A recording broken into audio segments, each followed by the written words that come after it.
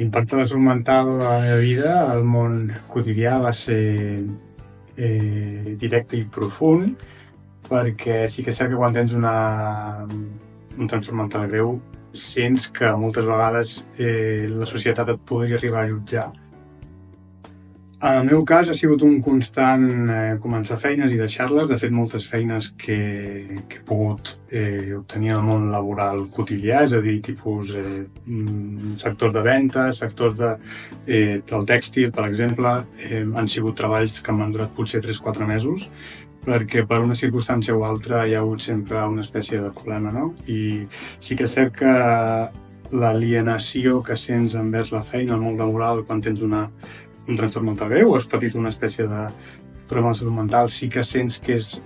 agreujant i estressant, perquè hi ha sempre aquesta constant veu que podria ser que estiguessis cridant massa l'atenció, que poguessis estar fent una cosa incorrecta, moltes vegades no és així. Personalment em va motivar el fet de buscar feina i trobar-la finalment, el fet que tingués a nivell personal una espècie de propòsit vital o missió de vida, que en aquest sentit tractava molt el tema de la comunicació, de l'escriptura, de la literatura, també versat en el tema del periodisme, però des d'una vessant més diferent del que jo venia fent, que era el periodisme esportiu. Llavors sí que és cert que això em va ajudar molt a vehicular aquesta espècie de transició de vida. El que més li costa a una persona que ha patit problemes de salut mental per trobar feina, per mi és l'autoestigma. I és clarament perquè és un conjunt de factors que afecten no solament a la pròpia percepció personal que té sobre ell mateix i sobre la societat, sinó també que afecta al final a la confiança que pot tenir, també a la confiança que es pot establir, no? Aquesta interrelació entre la pròpia persona i el concepte que es té sobre la feina i el món laboral, sobre les seves capacitats, sobre el que pot aportar o no. Crec que l'autoestigma està molt lligat, evidentment, a l'estigma social que hi ha i també al moment actual en el qual estem, de diferents èpoques, i en aquest sentit sí que hi ha una espècie de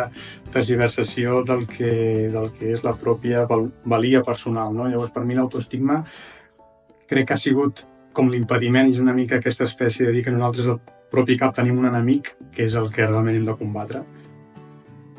El fet de moure's, el fet de continuar, el fet de tenir aquestes ganes de lluitar, ja sigui per amor propi, per autoestima, per la família, per els motius que cadascú pugui tenir, sempre compensa, no? Llavors, jo he tingut una vida laboral convulsa relativa a la salut mental, perquè he tingut algunes recaigudes. A mi el que em va realment suscitar, el fet de superar aquestes adversitats, va ser descobrir, crec que és un punt important avui dia, que és la integritat. Que tingui en compte que la feina és una de les eines més útils que té també per aportar a la societat aquesta diferència que realment ella està configurant, no? Al final, crec que és important donar-nos valors a nosaltres mateixos, que ens estimem molt, d'acord? I que tinguem també molta autoconfiança, que cultivem, al igual que podem cultivar un discurs negatiu, també podem cultivar un discurs positiu que ens enforteixi i ens empoderi.